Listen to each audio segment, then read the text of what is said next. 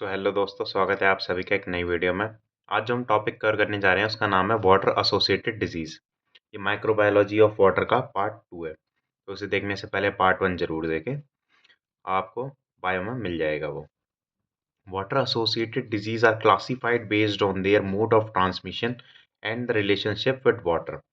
तो water associated मतलब water से रिलेटेड जितनी भी बीमारियां होती हैं वो कैसे फैलती हैं, उसके ट्रांसमिशन से या फिर कैसा रिलेशनशिप है उसका वाटर के साथ, मतलब किस तरह वो मिक्स हुई है वाटर में या फिर किस सोर्स के थ्रू ये वाटर में आई है, उसके थ्रू हमें पता चलता है कि वाटर एसोसिएटेड डिजीज है ये।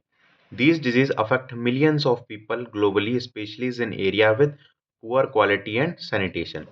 तो ये क्या करती है, मिलियंस ऑफ पीपल होते हैं उन्हें अफेक्ट करती है ग्लोबली, और उन पीपलों को ज़्यादा करती है जो डेवलपिंग कंट्रीज में रहते हैं या फिर अंडर डेवलप्ड कंट्रीज में रहते हैं, जहाँ पे प्रॉपर सैनिटेशन या फिर पुअर क्वालिटी है वाटर की वहाँ पे। तो हम देखते हैं कौन कौन से डिजीजेस होती हैं। फर्स्ट है water borne disease, caused by pathogen ingested through contaminated water. जो पैथोजन हमारे शरीर के अंदर चले जाता है कंटामिनेटेड वाटर पीने की वजह से, उसमें पहली बीमारी है cholera. Caused by vibrio cholera result in severe diarrhoea and dehydration. तो ये क्या होता है, विब्रियो कॉलेरा की वजह से होता है और ये सीवियर डायरिया कर देता है और डिहाइड्रेशन कर देता है। मतलब हमारी जो स्टूल होता है वो वाटरी स्टूल हो जाता है और शरीर में पानी की कमी हो जाती है। सेकंड है typhoid fever, caused by salmonella typhi.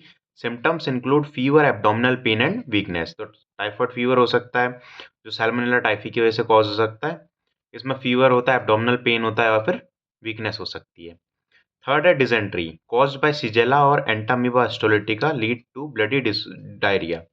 तो डिसेंट्री हो सकता है जो सिजेला या फिर एंटामीबा हिस्टोलिटिका की वजह से हो सकता है। इसमें क्या होता है, ब्लडी डायरिया हो जाता है, जो स्टूल होता है वो किसमें खून निकलने जैसा हो जाता है। Hepatitis A and E, viral infection causing jaundice, fever and liver damage. तो हेपेटाइटिस के ए और ई जो वायरस हैं, इनकी वजह से क्या होता है, ये क्या होते हैं, वाटर बॉर्न डिजीज होती हैं। Contaminated with faecal matter carrying pathogen due to poor sanitation और अनसेफ ड्रिंकिंग वाटर। तो कंटामिनेशन किसकी वजह से होता है, कोई भी फीकल मैटर में पैथोजन आ जाता है या फिर पुअर सैनिटेशन की वजह से ये हमारी वाटर बॉर्न डिजीजेस हो सकती हैं। सेकेंड है water wash diseases, result from inadequate water from personal hygiene leading to poor sanitation. जो डिजीज वाटर के साथ वॉश हो सकती है, लेकिन हमारे पास इनसफिशिएंट क्वांटिटी में वाटर होता है, मतलब वाटर हमारे पास सफिशिएंटली प्रोवाइडेड नहीं होता है, जिसकी वजह से हम पर्सनल हाइजीन का ध्यान नहीं रख सकते और पुअर सैनिटेशन की वजह से ये बीमारियां हो सकती हैं। फर्स्ट है trachoma, a bacterial eye infection caused by chlamydia trachomatis leading to blindness if untreated. तो बैक्टीरियल आई इन्फेक्शन होता है क्लैमिडिया की वजह से और ये ब्लाइंडनेस कॉज कर सकता है अगर इसे ट्रीट ना किया जाए तो। सेकंड है scabies, skin infection cause by mites often due to poor hygiene. तो स्कैबिस कैसे हो सकता है, स्किन इन्फेक्शन हो सकता है माइटिस की वजह से, और ये क्या किसी वजह से होता है, पुअर हाइजीन की वजह से। थर्ड है डायरियल डिजीज, ये हमने आगे वाटर बॉर्न डिजीज में भी बात की थी। ये सेकेंडरी हो जाती है अगर वाटर वॉश डिसीज में आ जाए तो, मतलब अगर इनसफिशियंट वाटर है तो ये वाटर वॉश डिजीजेस में भी आ सकती है। कॉज क्या है, insufficient access to clean water for washing and hygiene.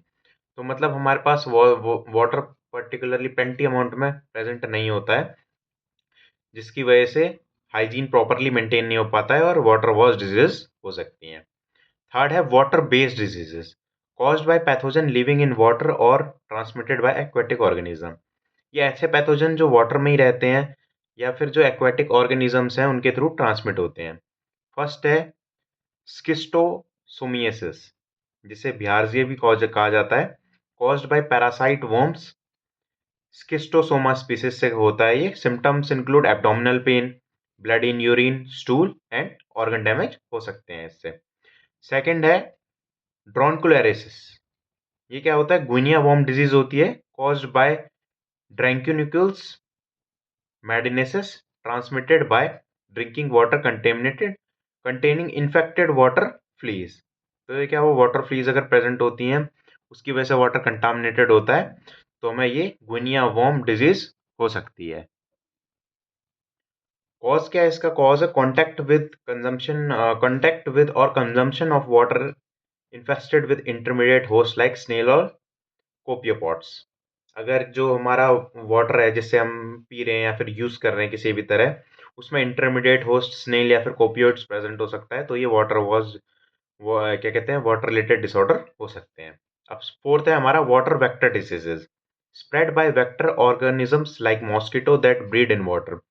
ऐसे वेक्टर्स जैसे कि मॉस्किटोज वगैरह जो वाटर में अपने अंडे देते हैं, उनकी वजह से क्या हो सकते हैं, हमें वाटर वेक्टर डिजीज हो सकती हैं। इसमें फर्स्ट आता है मलेरिया।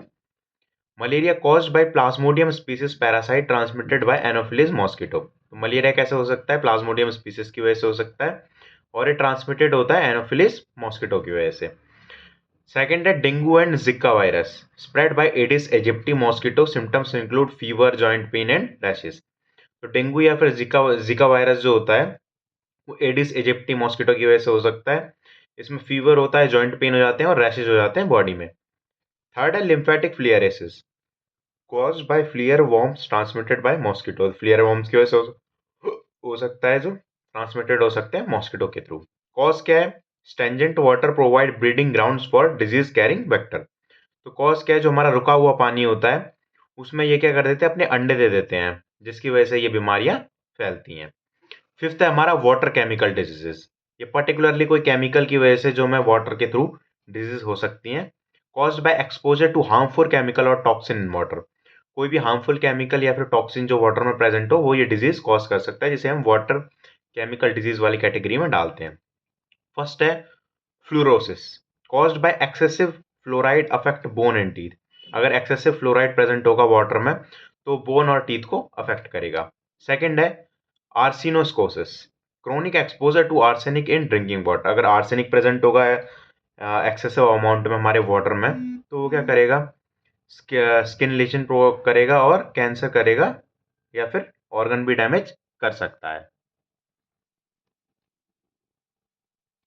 नेक्स्ट है lead poisoning associated with contaminated water pipes affect neurological development and health. तो ये क्या कर सकता है, लेड पॉइजनिंग जो होती है वो कंटामिनेटेड वाटर पाइप्स की वजह से, जो वाटर पाइप्स हम यूज कर सकते हैं उसमें लेड लेड कंटामिनेशन हो सकता है, जो हमारे न्यूरोलॉजिकल डेवलपमेंट और हेल्थ को अफेक्ट करता है। इसके कॉज क्या है, कंटामिनेशन विद इंडस्ट्रियल और नेचुरल पॉल्यूटेंट्स। कोई भी इंडस्ट्रियल वेस्ट की वजह से जो वाटर में जा रहा है, या फिर कोई नेचुरल पॉल्यूटेंट की वजह से जो हमारे पास वाटर केमिकल डिजीज कॉज करते हैं। सो थैंक यू गाइस, इस वीडियो में इतना ही, जल्दी मिलते हैं नेक्स्ट वीडियो में। Thank you.